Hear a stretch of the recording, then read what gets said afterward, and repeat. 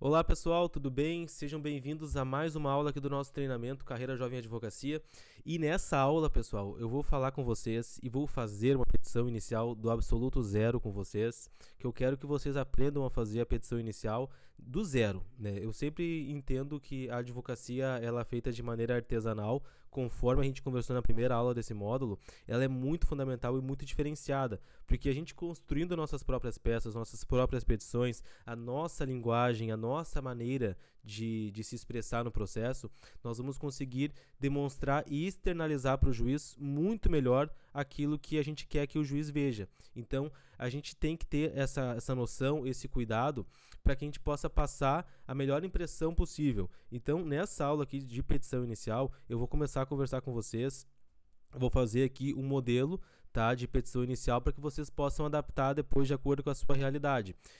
Lembrando sempre, pessoal, que petição inicial, todas as peças processuais, principalmente petição inicial, né, ela vai variar de acordo com o rito processual que nós estejamos lidando. Se nós estivermos falando de uma ação pelo procedimento comum, que são a maioria das ações, vai ser de um jeito. Agora, se nós estivermos falando de uma ação que esteja sujeita a um rito diferenciado, que não pelo procedimento comum, a lógica, a forma de fazer a petição vai ser outra, só que daí não vai ser o objeto aqui.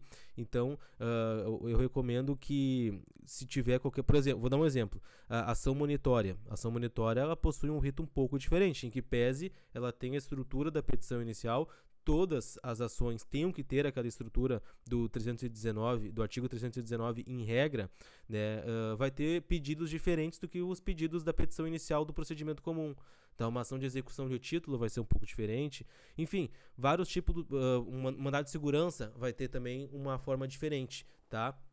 Mas eu quero me atentar aqui com vocês sobre a petição inicial no procedimento comum, que eu reputo ser aquilo que vai mais ajudar vocês na prática, porque é justamente aquilo que vocês vão mais utilizar, tá? Então, vamos começar aqui agora, pessoal. Eu vou trazer nesse exemplo aqui um método geral que vocês vão poder utilizar em qualquer uma petição que vocês forem atuar na prática de vocês, tá?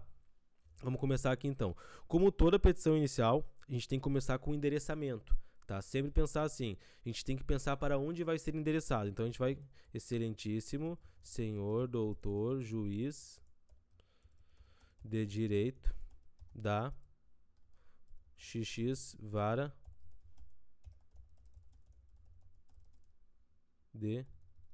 E aqui, ó, importante, tá? Notem que eu coloquei XX Vara Civil, ou eu posso colocar sem nada. Por quê? Se nós formos ajuizar o processo em uma comarca que tenha mais de uma vara civil, na hora de ser feita a distribuição, o sistema automaticamente vai distribuir aleatoriamente para alguma daquelas varas. Tá? Então a gente não sabe de antemão qual vara vai ser. No processo físico, se fazia assim, se colocava um espacinho da vara civil, porque não se sabia qual era. Tá? Pode deixar sem nada também, não tem problema nenhum quanto a isso. Tá? A gente só tem que cuidar do endereçamento correto aqui, porque a gente tem que, aqui no endereçamento, a gente já tem que já definir a competência. Então é muito importante que a gente saiba exatamente a competência, onde é que nós vamos ajuizar essa ação, para que não tenha problema. Se bem também, né, claro, né, pessoal, que hoje em dia com o processo eletrônico, a questão do endereçamento ela é feita automaticamente pelo sistema. No sistema nós já vamos endereçar, nós vamos escolher o rito processual, escolher a competência territorial, tudo ali já através do sistema eletrônico. Então ele vai mandar diretamente já para o local certo que a gente escolher via sistema. Não vai depender tanto do que a gente escrever aqui, mas a gente tem que escrever aqui corretamente para não ficar aquela coisa errada. Tá escrito aqui uma coisa e no sistema tá outra. Aí o juiz vai mandar intime-se o autor para que esclareça ou para que emende a petição inicial, sabe? Então, para evitar esse tipo de situação, vamos entrar bem certinho aqui, faça a pesquisa direitinho. Vamos supor que seja uma relação de consumo, domicílio do autor, tá? Vamos colocar aqui sempre ter esse cuidado, certo? E aqui na hora da vara, a mesma coisa. A gente, geralmente o que eu faço aqui, pessoal, se tem algum tipo de prioridade, algum tipo de situação, eu coloco aqui já de antemão, porque daí quando eles forem abrir a petição inicial, já vão ver, tá? Tipo, por exemplo, tramitação preferencial, idoso, vamos supor, tá? Pedido de tutela de urgência, vamos supor, pedido de AJG. Então, todas essas situações assim, que a gente quer chamar a atenção para o juiz, a gente já coloca aqui logo abaixo do endereçamento e dá um destaque. Eu geralmente faço assim, ó, eu coloco aqui e também eu coloco, eu deixo em amarelo, né? Eu marco aqui para dar esse destaque para o juiz. Vamos vir abaixo. Aí a gente vai colocar com a qualificação da pessoa. Nome completo, né? Qualificação completa. E aqui na qualificação, o que vai? RG, CPF, Estado Civil, profissão, endereço com CEP e e-mail, se tiver, tá? Então, fulano de tal, qualificação completa, vem a presença de Vossa Excelência por seu procurador signatário. Se quiser, pode colocar assim, ó, procuração em anexo.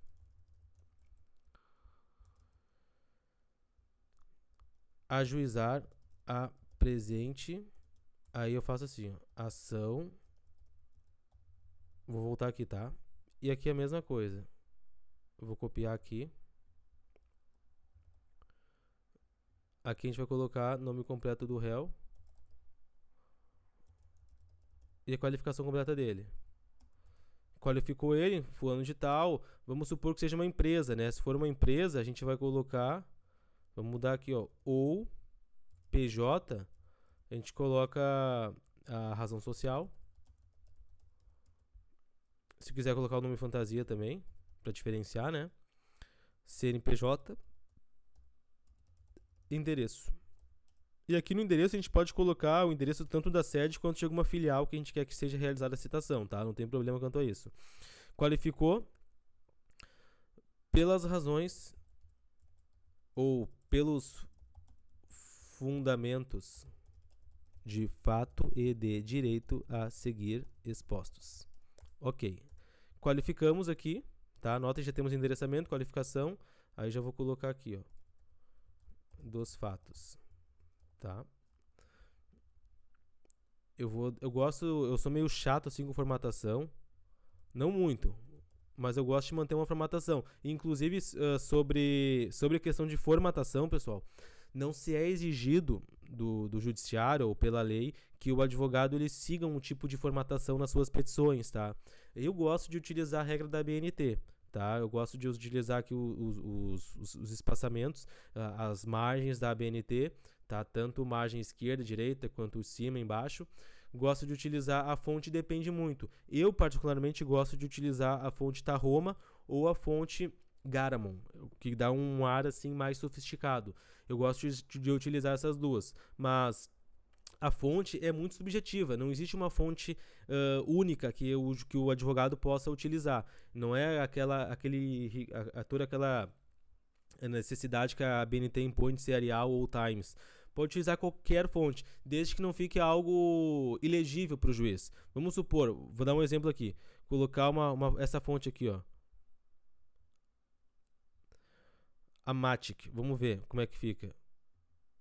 Ó, fica horrível, o juiz não vai conseguir entender, vai ficar algo que vai ter que forçar para entender, então é melhor não colocar. Vamos colocar algo bem que fique bem legível e bem simples, tá? Para não ter esse problema.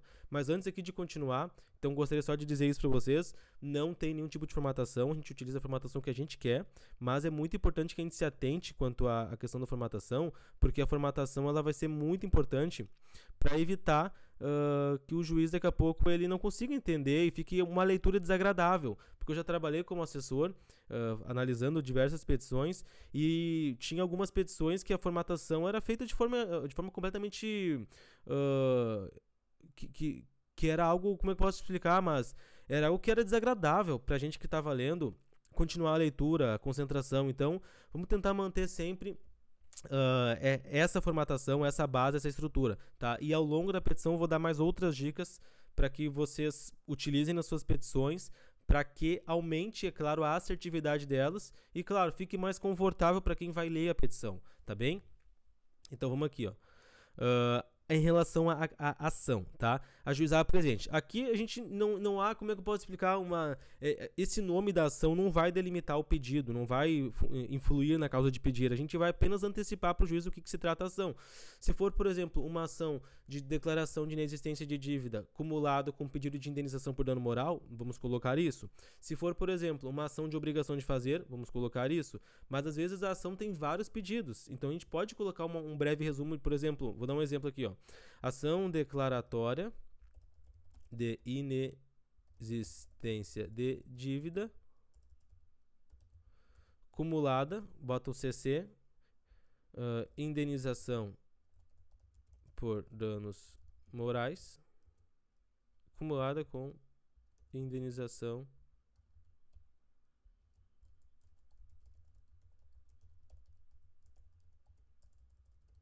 ou ação declaratória de inexistência de dívida acumulada com só danos morais ou só danos materiais, acumulado com tutela de urgência, se tiver, a incidental, né? A gente pode colocar aqui um exemplo, mas a gente pode simplesmente colocar ação judicial. Não necessariamente a gente tem que nominar a ação aqui, porque o juiz, não é aqui que o juiz vai ficar limitado, o juiz vai prestar atenção nos fatos, fundamentos e causa de pedir, tá? Esse nome em iuris aqui da ação, ele vai apenas antecipar para o juiz saber do que se trata. Uma ação de execução,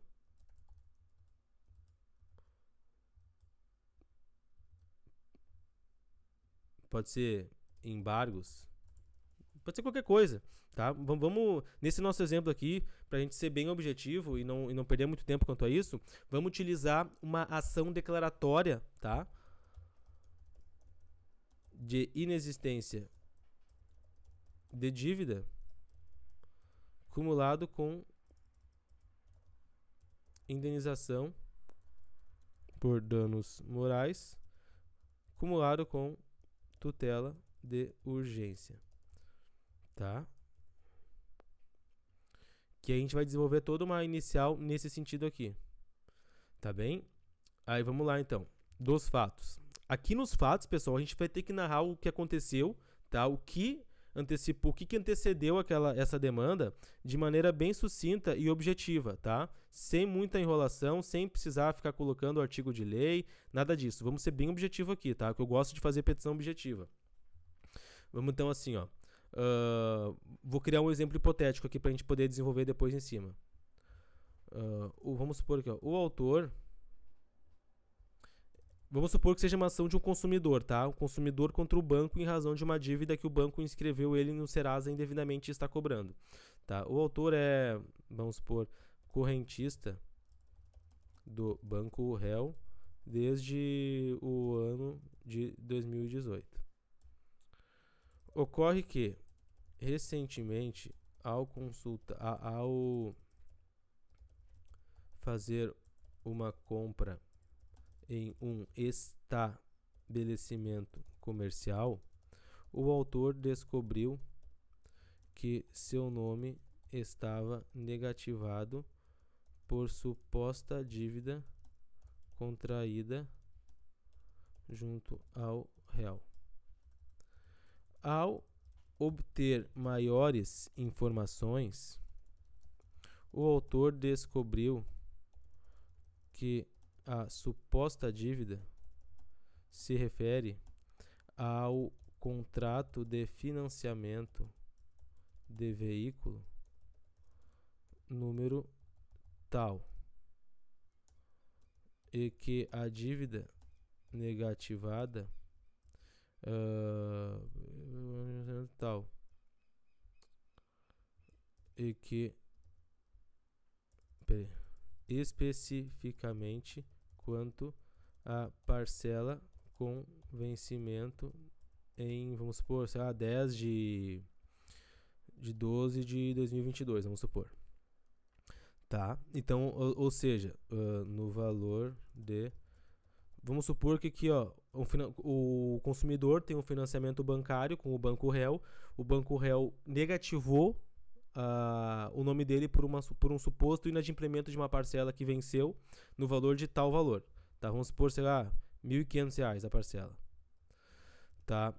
ocorre que vamos supor, é claro que nesse exemplo, que o autor ele tem um comprovante de pagamento e que ele possui esse comprovante exatamente com o comprovante de pagamento na mesma data, demonstrando que a inscrição foi indevida, certo? Ocorre que, de acordo com o comprovante de pagamento em anexo, o autor efetuou referido pagamento da parcela. Não. Efetuou o pagamento da referida parcela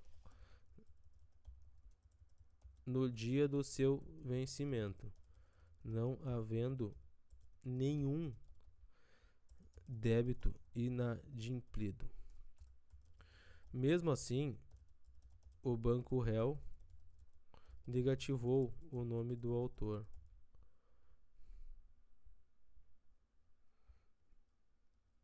Sem, inclusive, notificá-lo acerca da negativação. Diante deste cenário, o autor ingressa com a presente demanda. Notem que aqui eu não fiz nenhum tipo de comentário ou de fundamentação sobre a questão do autor ter ou não tentado resolver essa situação na via extrajudicial, porque não é necessário. Não se exige o exaurimento da via administrativa como condição para entrar com a ação.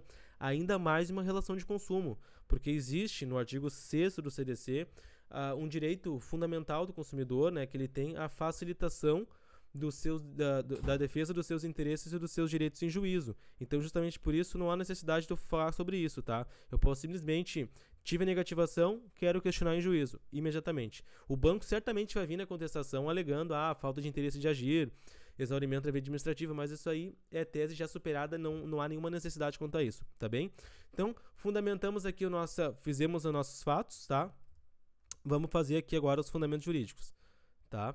2.2, né, aqui, ó, 2 dos fundamentos jurídicos. Mas eu lembrei de uma coisa importante, ó. Antes de começar os fatos, a gente pode fazer aqui uma preliminar, ó. Preliminar da gratuidade judiciária. A gente faz aqui uma preliminarzinha para pedir a gratuidade para o nosso cliente, tá?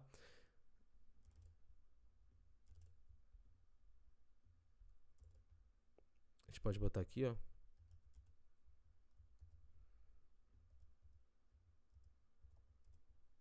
Dos fatos. Daí a gente bota dois fatos como 2. Tá. Bem objetivo, tá? Conforme eu falei na aula de gratuidade, pessoal, gratuidade, em regra, aqui no Tribunal de Justiça do Rio Grande do Sul, ela tem um critério objetivo de 5 salários mínimos mensais. Ou seja, se a parte tiver uma renda mensal de 5 salários mínimos, ela faz jus à gratuidade. Então, como é que a gente vai fazer? De acordo com os contra-cheques em anexo e a declaração de imposto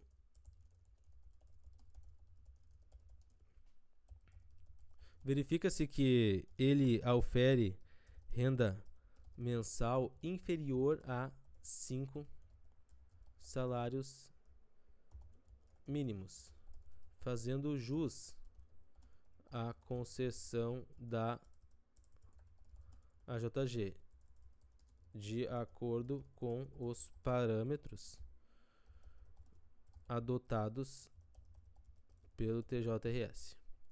A gente pode colocar aqui, por exemplo, ó, nesse sentido, colocar uma ementa aqui, mas eu não julgo necessário nesse caso, porque o Tribunal de Justiça tem esse posicionamento e a maioria dos juízes segue isso. Não há necessidade de a gente ficar enchendo a petição de jurisprudência e entendimentos que já são meio que pacíficos, né? Então não há necessidade disso. Então eu nem colocaria, tá? Mas se vocês quiserem, pode colocar. Daí a gente coloca, requer, portanto, a concessão gratuidade judiciária ao autor. Notem que eu nem coloquei um artigo de lei aqui porque não precisa, tá? A gente tem que ser bem objetivo aqui. O juiz sabe a lei, a gente tem que focar no requisito. Qual é o requisito para a concessão da JG? Receber renda inferior a 5 salários mínimos, ok? Ele aufere renda? Aufere, ok. Vamos pedir com base nesse fundamento. certo? Se daqui a pouco ele fosse desempregado, não tivesse contra-cheque, nem declaração de imposto de renda, conforme eu mostrei na aula lá de AJG, de gratuidade, a gente pede com base naquela declaração emitida pela Receita Federal de que ele não declara imposto de renda. Se trata de uma presunção relativa, né, mas que o juiz ele acolhe, de que o autor ofere renda inferior a 5 salários mínimos, de que ele é hipossuficiente, porque o piso, né, o teto da questão da receita para declarar imposto de renda é inferior a esse patamar de 5 salários mínimos, então eles aceitam, tá bem? Vamos continuar então. Dos fundamentos jurídicos. Aqui nos fundamentos jurídicos tem que ter muito cuidado, pessoal. Por quê? A gente tende a encher de artigo de lei, copiar e colar, o que é totalmente desnecessário, tá? Eu vou mostrar aqui uma coisa. Então, como é que a gente vai começar aqui a fundamentar juridicamente a nossa inicial? A gente vai mencionar dizendo inicialmente pedindo para que seja reconhecida a relação de consumo, tá? A questão da inversão do ônus da prova, e já vamos partir com base no nosso fundamento principal. A gente pode separar a nossa tese como, por exemplo, aqui, ó, 3.1 da aplicação do CDC. O presente caso evidente relação de consumo, na medida em que ambas as partes se enquadram respectivamente na condição de consumidor e fornecedor de serviços, nos termos dos artigos 2º e 3º do CDC.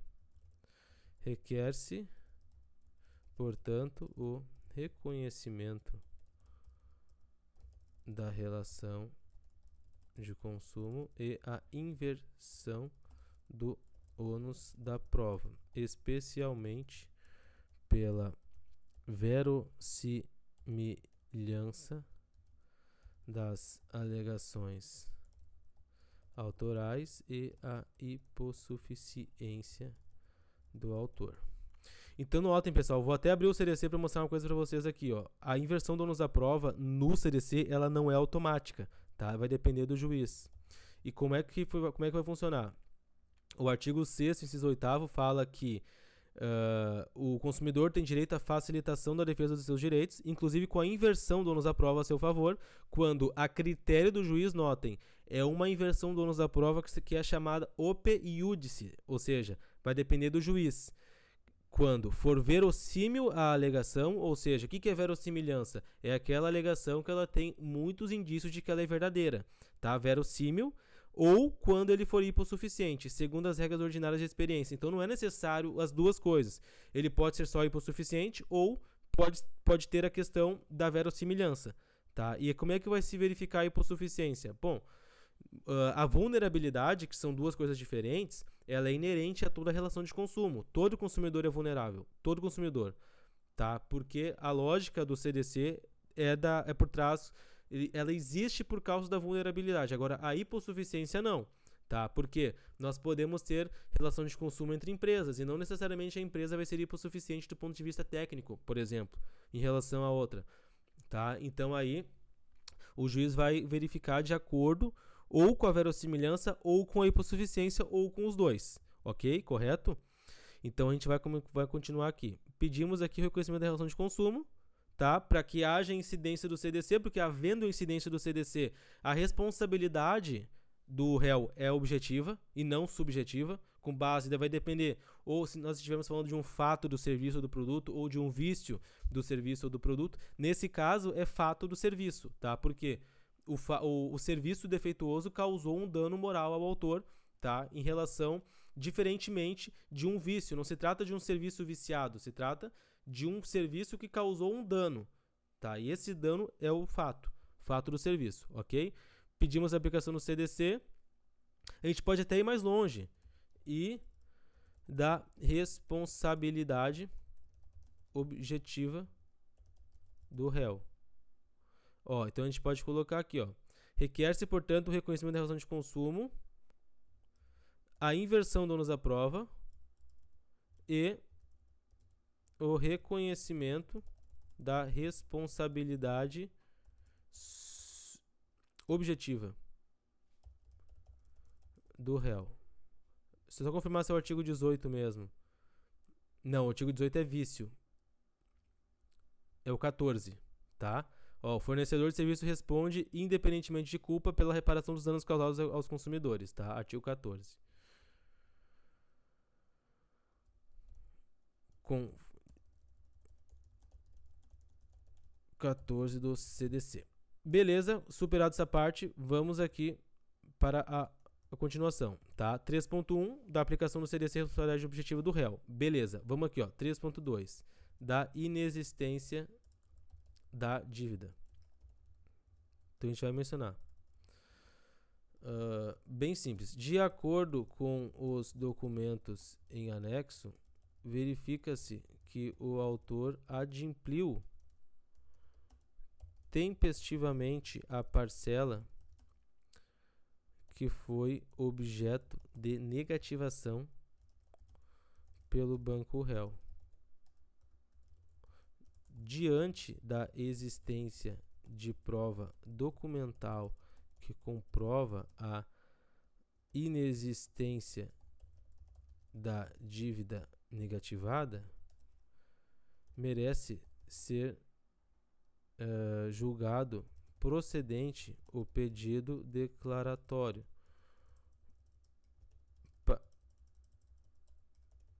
para o fim de que seja declarada inexistente a dívida ou a referida dívida no valor de... Bem simples assim, pessoal. Eu não preciso ficar fazendo muito circo, tá? Muito rodeio. Porque a gente tem que, nesse ponto, fundamentar com base no quê? A dívida existe ou não existe? Não existe. Por quê? Porque foi paga. Então, mostra para o juiz. Eu gosto muito também de utilizar o visual law nas petições. Como é que funciona isso? Eu digitalizo os documentos, pego o comprovante de pagamento, faço um print dele e colo aqui no corpo da petição. Porque daí, demonstrando para o juiz objetivamente, eu pego e faço até um comparativo às vezes. Eu pego e mostro para ele, olha, o objeto da inscrição é esse aqui, ó, referente ao contrato tal, parcela vencida no dia tal, valor tal. Eu tenho aqui o comprovante de pagamento e boto lado a lado, um do lado do outro. Comprovante de pagamento do mesmo dia, do mesmo valor, para mostrar para o juiz, olha, foi pago, certo? Então eu poderia utilizar esse espaço aqui embaixo para colar. Eu acho muito interessante esse recurso do visual law, porque a gente tem que saber utilizar ele para mostrar para o juiz, porque a imagem é que nem aquela história. Uma imagem vale mais do que 1000 palavras. Então não adianta a gente ficar falando se não tem o que provar. Se a gente tem a prova, cola aqui no corpo da petição inicial, mas também junta o documento, tá? Não vai só colar aqui e não juntar o documento. Cola aqui e junta o documento em anexo também, tá? Então aqui é bem simples. Prosseguindo aqui então, uma vez declarada inexistente a dívida, qual é o que é o consectário lógico? Indenização por dano moral, porque se a dívida ela é indevida, cabe o que é indenização. Então, da indenização por danos morais. A gente vai colocar aqui, ó. Aí tem um ponto, tá? Tem um ponto que a gente tem que observar. Aqui a gente vai começar a entrar numa matéria que envolve direito material. E a gente tem que conhecer, pessoal, quais são os requisitos para que seja concedida a indenização por dano moral quando existe uma inscrição negativa. Então, a gente vai vir aqui, súmula 385 do STJ. Ela fala bem assim, ó.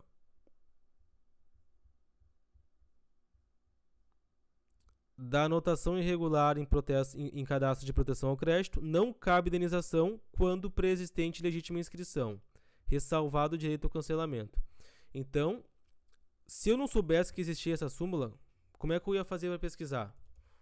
Ia vir na jurisprudência, conforme eu mostrei para vocês na aula de jurisprudência, no caso do tribunal que eu estou atuando, que é o Tribunal de Justiça do Rio Grande do Sul, e eu veria aqui como é que o tribunal vem decidindo. Então, vou botar aqui, ó, inscrição indevida, dano moral, tá? Para ver como é que ele vem decidindo e eu já teria aqui um suporte para eu poder utilizar, tá?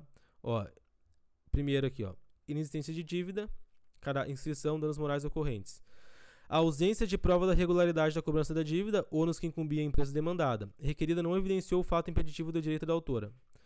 Inscrição indevida em órgãos de proteção ao crédito. Dano moral por presunção in re ipsa, precedentes. Tá? Ou seja, aqui eu já peguei uma informação muito importante. Duas, na verdade. Se não for comprovada a contratação, débito inexistente. No caso aqui, contratação não evidenciada. No meu caso, que eu trago no exemplo aqui, houve a contratação, mas houve o pagamento da parcela.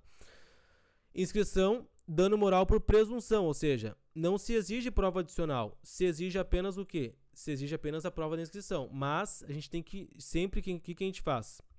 Eu não gosto nunca de me contentar apenas com a ementa. Eu gosto de abrir o acórdão, tá? Para verificar aqui. Como é que eles vêm decidindo, ó?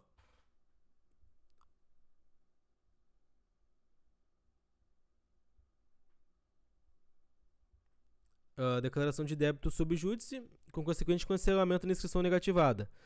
Danos morais presumidos, em razão da natureza da repulsa, né, contra o ato injusto praticado. Prejuízo psíquico é inerente, né, não há necessidade de demonstração de consequências que externem a mudança do estado psíquico.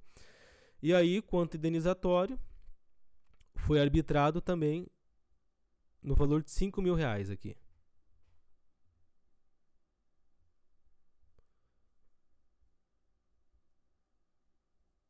Tá? Vamos abrir um outro aqui para ver.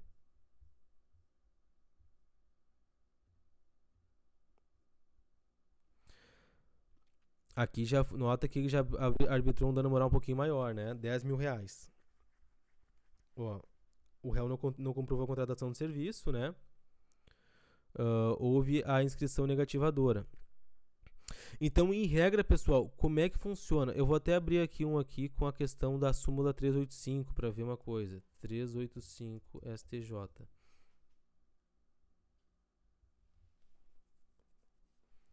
Porque a gente tem que fazer uma pesquisa bem ampla quando a gente vai fazer uma petição inicial. A gente não pode se contentar só com qualquer ementa aqui que apareça, tá? Ó, olha só que interessante. Súmula 385. Estando a autora prévia e legitimamente inscrita em órgãos de restrição ao crédito, não lhe assiste direito ao recebimento de indenização por danos morais, nos exatos termos da súmula 385. Então, notem, se a parte já tiver uma inscrição anterior, ela tem o direito de obter o cancelamento na anotação, mas ela não vai receber indenização por dano moral. Então, a gente tem que fundamentar já partindo desse ponto. Tá? Como é que a gente vai fazer aqui? Ó? No caso dos autos, o autor foi indevidamente inscrito nos órgãos de proteção ao crédito por suposta dívida inadimplida no valor de, conforme demonstrado no tópico anterior, referida dívida é inexistente, tendo em vista que foi comprovado o seu pagamento tempestivo. Em sendo inexistente a dívida objeto da inscrição, tem-se que a negativação operou-se de forma indevida, razão pela qual o autor merece ser indenizado pelos danos morais que a referida inscrição lhe trouxe. Pelos danos morais que a referida inscrição lhe trouxe, tá? Ou lhe causou. Aí a gente menciona, de acordo com jurisprudência majoritária do TJRS, a inscrição indevida gera dano moral in re ipsa, ou seja, que decorre do próprio fato. Aí, olha pessoal, eu nem vou juntar precedente aqui, porque o juiz que vai julgar já tá careca de saber que isso aí é dano moral presumido, tá? A gente só vai mencionar aqui, ó, por fim, para justificar para o juiz que ele merece ser indenizado porque ele não tem nenhum tipo de negativação anterior, tá? Frise-se ainda que o autor da súmula 385 do STJ, o autor não possui nenhuma inscrição anterior, o que não afasta o seu direito à percepção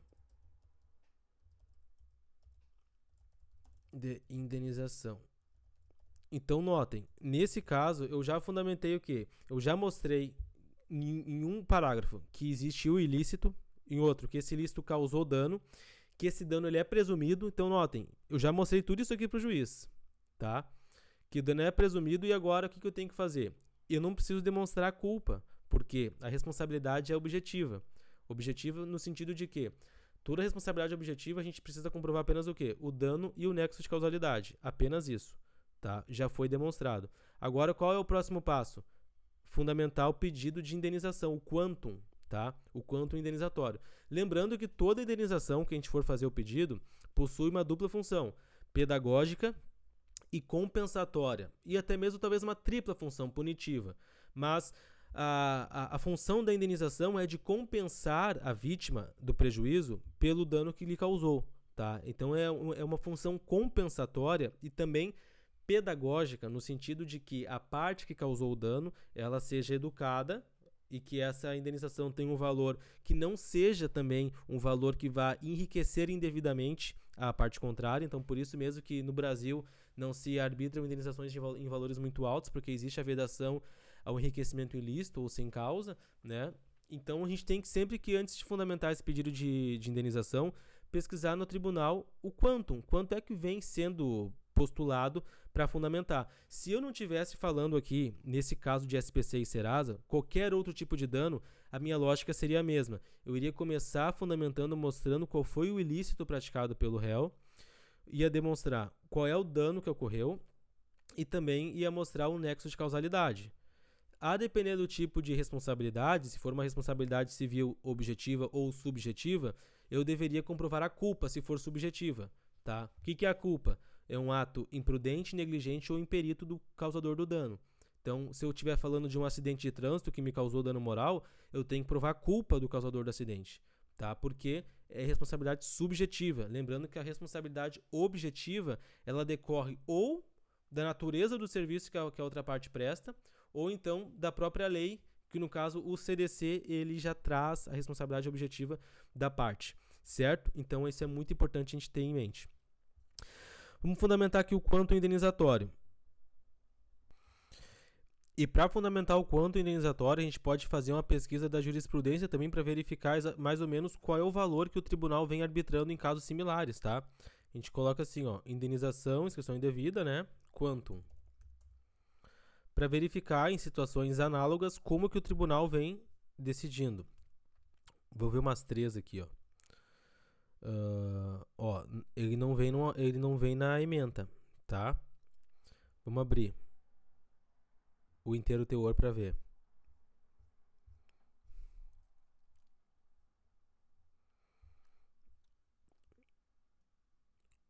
R$3.000. Vamos abrir um outro. Quantum majorado.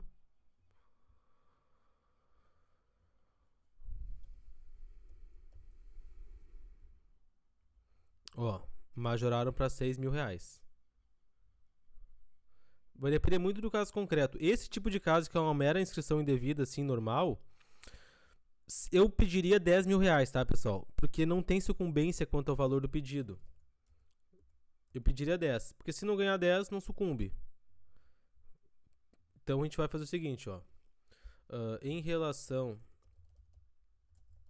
ao quantum indenizatório, este merece ser arbitrado no valor de 10 mil reais, consoante precedentes do TJRS que arbitraram este valor em situações análogas. E aí a gente pode fazer o seguinte, a gente pode colocar uma notinha de rodapé e colocar aqui quais são os precedentes, tá? Faz uma pesquisa, porque tem. Se a gente encontrar, tem.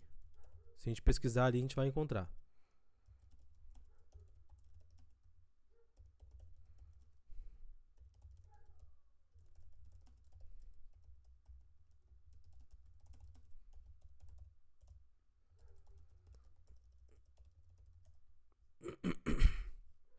Tá?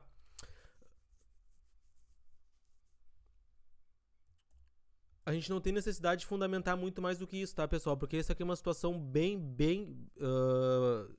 singela. Mas se nós estivéssemos falando de uma situação mais delicada, assim, que a gente precisa, a gente tá pedindo uma indenização, que nem esses tempos eu tive que, numa ação de responsabilidade civil que eu trabalhei, que nós estamos trabalhando ainda, a gente pediu 50 mil reais de dano moral porque foi uma situação envolvendo um erro de diagnóstico de exame médico. Então, naturalmente, essa circunstância por si só já se revela um dano que possui uma natureza, uma dimensão bem maior do que um dano comum de uma inscrição por dano moral.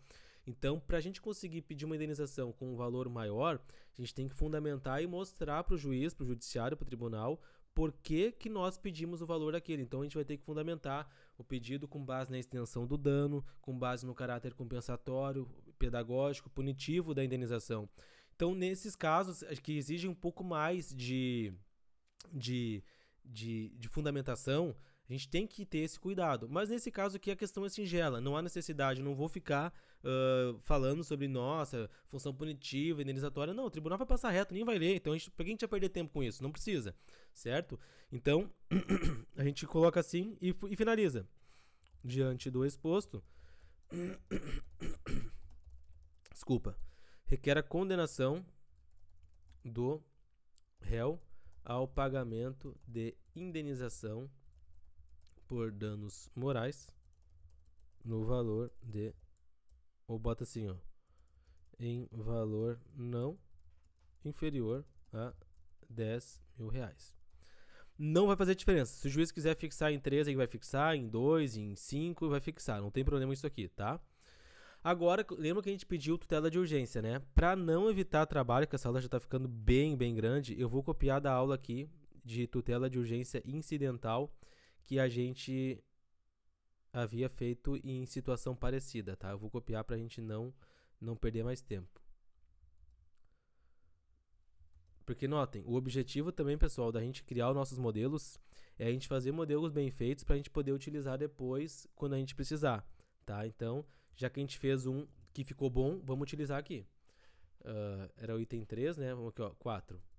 Da tutela de urgência. A gente pede sempre depois, tá? Sempre ao final da tutela de urgência, porque depois que a gente já demonstrou tudo, a gente vem e pede. Aí, a gente vai demonstrar a probabilidade do direito, o perigo de dano, né, em relação à negativação, a questão da possibilidade de reversão e faz o pedido, tá? Passamos aqui aos pedidos e requerimentos finais. Aqui, agora sim a gente tem que ter essa atenção maior, tá? Dos pedidos. Antes posto requer a concessão da gratuidade judiciária ao autor,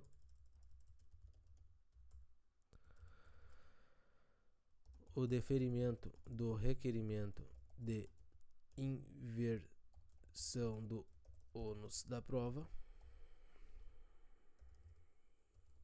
a citação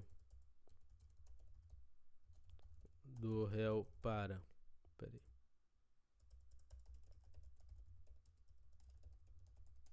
apresentar contestação A gente pode colocar aqui também, ó, a dispensa. Nesse caso não tem necessidade, mas a gente coloca aqui, ó, a dispensa de realização de audiência conciliatória inicial, porque lembrem, a gente tem que já manifestar na inicial se a gente quer ou não quer essa audiência, tá? E agora sim, ó, seja deferida a tutela de urgência para remover o nome da parte autora dos cadastros restritivos sob pena de multa diária, tá? Agora aqui, ó, no mérito. No mérito, requer a seja declarada inexistente a inexistência do débito, confirmando-se a tutela de urgência para fim de cancelar a negativação, né? E B, a condenação da parte ré ao pagamento de indenização por danos morais em valor não inferior a R$10.000. São esses os dois pedidos da ação, lembre-se, tá? Cancelamento de anotação, que vai ser com o sectário lógico da declaração de inexistência da dívida, e a condenação da parte ré. A gente ainda pode especificar aqui, se a gente quiser, a dívida no valor tal, referente ao contrato tal, tá? Mas não é necessário. Mas se quiser, pode colocar. Tá? A gente vai pedir também aqui por final agora, aquele pedido que é implícito, mas a gente sempre coloca, a condenação da parte ré ao pagamento das custas processuais e honorários advocatícios sucumbenciais no importe de 20% sobre o valor da causa. O protesto de provas protesta pela produção de todas as provas em direito admissíveis. Mas, no caso, vai ser só prova documental mesmo, porque esse tipo de processo aqui não tem necessidade de fazer prova oral, prova pericial, nada disso. Só prova documental mesmo. Tá?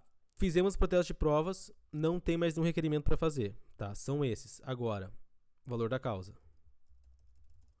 Qual que vai ser o valor da causa aqui? Ó? Vamos ver se vocês se lembram. Lá, quando a gente estudou o valor da causa, lembre-se, o valor da causa, quando nós estivermos pedindo reconhecimento, declaração de inexistência e existência de uma relação jurídica, vai ser o valor, vai ser o seu valor econômico. Nesse caso, a gente tem dois pedidos, um pedido declaratório e um pedido condenatório. Esse pedido condenatório tem um valor de R$10.000, tá? Então, um dos pedidos tem R$10.000 de valor. O outro pedido declaratório tem o valor que vai ser o valor que ele pretende declarar inexistente. Vamos supor que a gente colocou lá que o valor da parcela era R$1.500 o valor da parcela, se lembram? Então, como é que a gente vai fazer aqui? A gente vai somar os 10.000 do dano moral com os 1.500 do valor do débito. E a gente vai colocar, então, o valor da causa, R$11.500. Tá? A gente até pode colocar correspondente ao débito, ao valor do débito que se pretende ver declarado inexistente, acrescido do quantum pretendido a título de indenização por danos morais. Tá? Local e data. Nesses termos, pede deferimento. Não, na verdade eu coloco isso aqui antes, tá?